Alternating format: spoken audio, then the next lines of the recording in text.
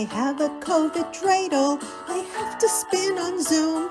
I'm hoping that this virus vaccination will come soon. Oh, COVID, COVID, COVID, you've ruined every day.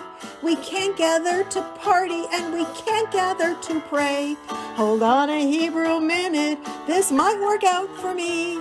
There's no one playing with me, so I get the whole pishki. Oh, COVID, COVID, COVID, this Hanukkah is alright. At least I've got the Rosenbergs to laugh at every night.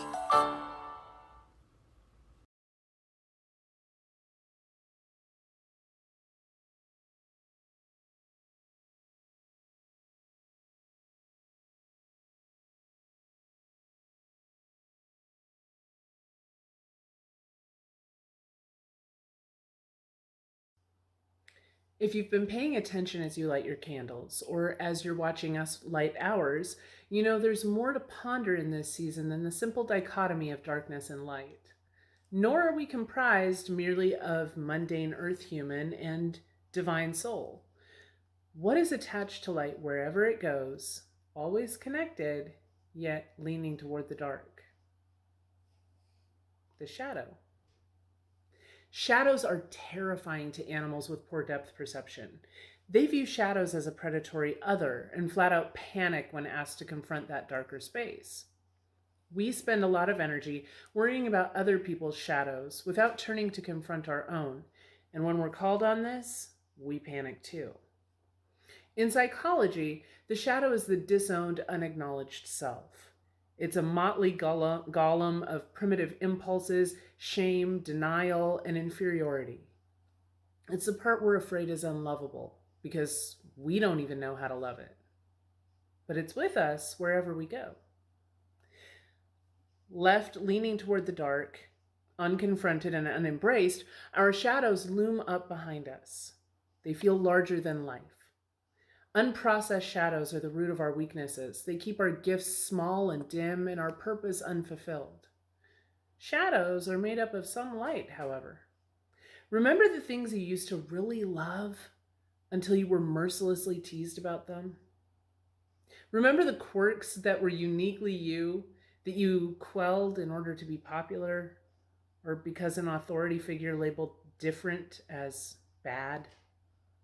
You repressed them, but they're still part of shadow you. Here's a fun connection.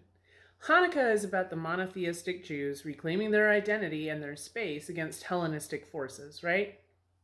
The ancient Greeks, many ancient civilizations surrounding Israel actually, were pantheistic, many gods.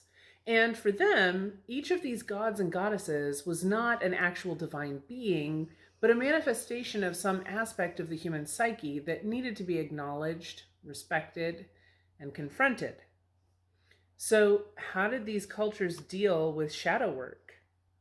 Well, for the Greeks, the answer lay in external worship and internal power. If you're an ancient Grecian, you travel from temple to temple, giving offerings and doing penance to appease various factions of the natural world and your psyche. There's even a goddess named Psyche.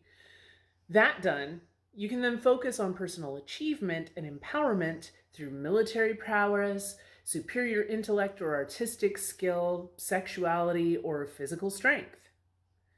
A Jew goes to one temple to acknowledge the divine source of everything around and within them.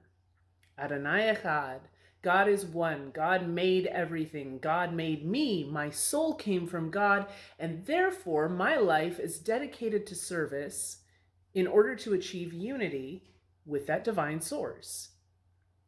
The trick is, for the Jew, one source is responsible for everything, good and ill, light and dark. God must then also have appointed the shadow, and so it too is holy, and we must incorporate it into union.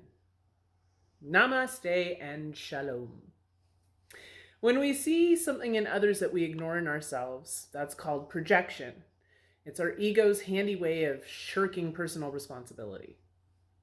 Judaism is anti-projection. The entire religion demands that we examine ourselves before judging or laying blame on anyone else. We're human, and that's not easy. And shadow work sucks, y'all. Who likes owning their flaws? I'll take Woody Allen films for 1,000, Alex of blessed memory. Who are the Jews? We're supposed to keep a slip of paper in each pocket, one that says, "The whole world was created for me," and the other that says, "I am but dust and ashes." That's balance, that's integrating your shadow. Judaism grounds us. We're never so safe and so proud and so great that we forget at any moment it could all go belly up. Supposedly, acceptance of our own foibles makes it easier to accept others. Your mileage may vary based on any given day. It's a very rabbinical point of view to assume the best intentions at all times. Say someone cuts you off, they're weaving in and out of traffic. Instead of yelling at them, you assume that they're on their way to the hospital and you pray for Hashem to bring them speedy healing. You're kinder to others when you acknowledge that they may be dragging around the same amount of baggage, or God forbid, more, than you're lugging behind you. What if, instead of dragging around your shadow golem, you could empower it to carry you? Play around with a candle, but be safe and don't use the Hanukkah candles. They're only to look at. And notice the shadow. What happens to make it grow? What happens to make it shrink? As you integrate those parts of you that were or are distasteful, you'll notice your light begin to grow.